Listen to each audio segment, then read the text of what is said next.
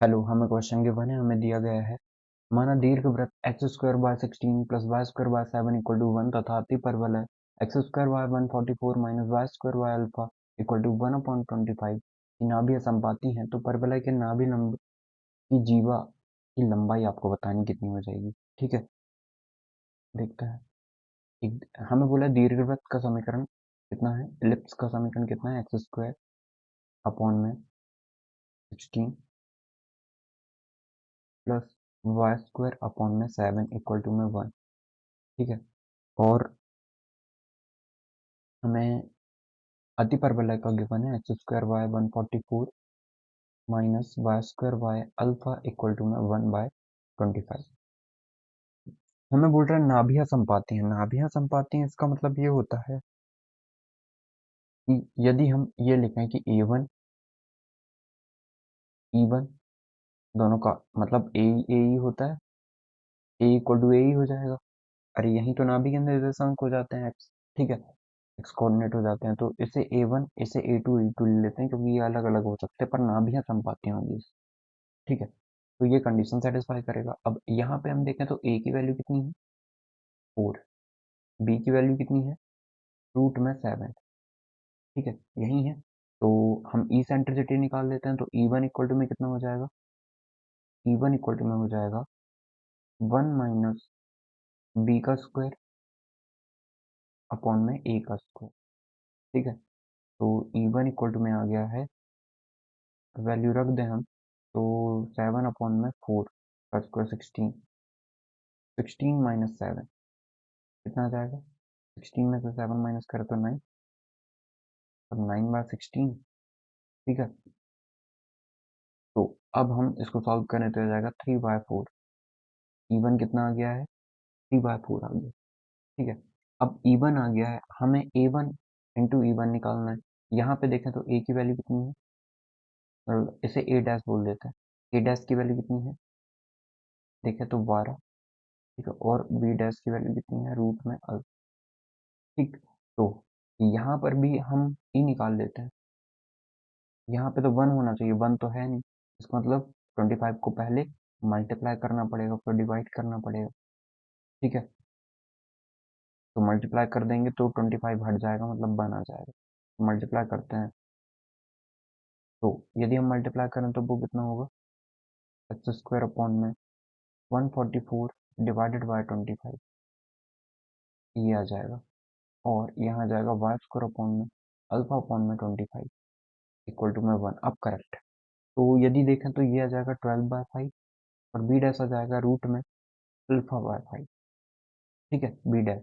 अब ई निकाल लेते हैं, ई टू निकाल लेते हैं। ई टू कितना आ जाएगा, ये कितना होता है, 1 प्लस में होता है बी स्क्वायर अपॉन में ए स्क्वायर।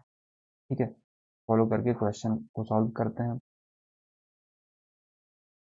तो ई टू की वैल्यू आ जाएगी रूट में 1 प्लस बी का स्क्वायर मतलब अल्फा अपॉन में 5 अपॉन में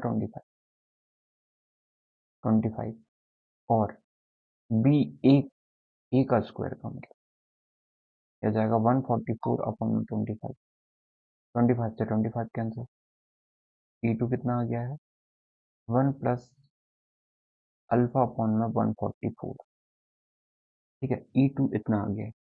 अब स्क्वायर कर दें यदि हम इसका, क्यों, क्योंकि यदि हम ई टू निकालें यहाँ से ई टू कितना आ जाएगा, ए वन कितना है, ए वन है हमारा 4। ठीक है, ए वन मान लेते हैं इसे, ए वन बी वन, ये ए टू बी टू। डैश नहीं भी मानेंगे तो भी चल जाएगा। ठीक है, या आप ए डैश भी लिख सकते थे, कोई दिक्कत नहीं। 4, ई वन कितना आया, ई वन आया 3/4। 4 से 4 कैंसिल, 3 आ गया। ए टू कितना है बताइए, ए टू है 12/5। ई टू कितना है, ई टू तो हमें पता नहीं है, तो ई टू निकाल लेते हैं यहाँ से। 3 से ये 4 टाइम कैंसिल, तो 5/4 आ जाएगा। ई टू कितना आ गया है, 5/4। आई होप आपको ये क्लियर हुआ हो। अब ई टू कितना 5/4 है, तो इसका स्क्वायर करेंगे तो 25/16 हो जाएगा। 25/16 होगा, और इसका स्क्वायर करेंगे तो 1 प्लस अल्फा अपॉन में 144 हो जाएगा। ठीक है, सॉल्व करने के लिए तो इसको एलसीएम लेके ही कर लेते हैं। हो जाएगा 144 प्लस अल्फा अपॉन में 144, 16 से ये 9 टाइम चल जाएगा, ठीक है। तो और 9 का मल्टीप्लाई ऊपर कर देता है, 25 मल्टीप्लाई 9 इक्वल टू में 144 प्लस अल्फा इक्वल टू कितना आ जाएगा,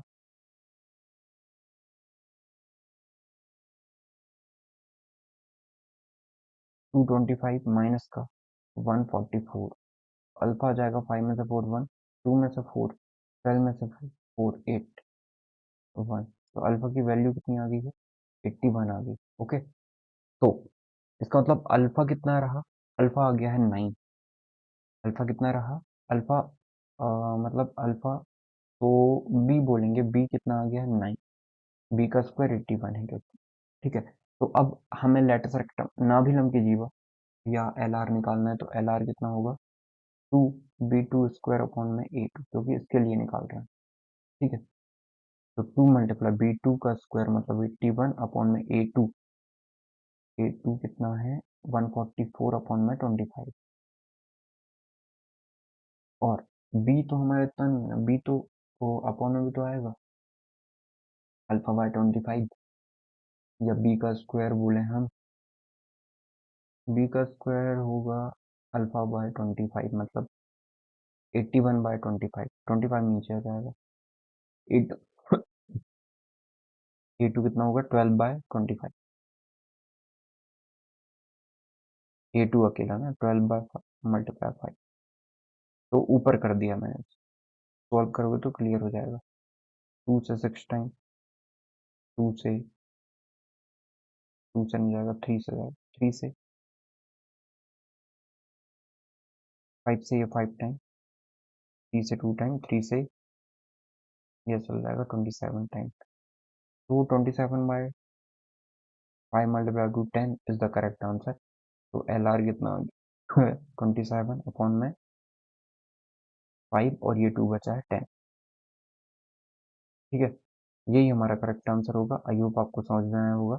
your correct answer is 27 by 10, option number D. Okay, your correct answer is option number D, 27 by 10।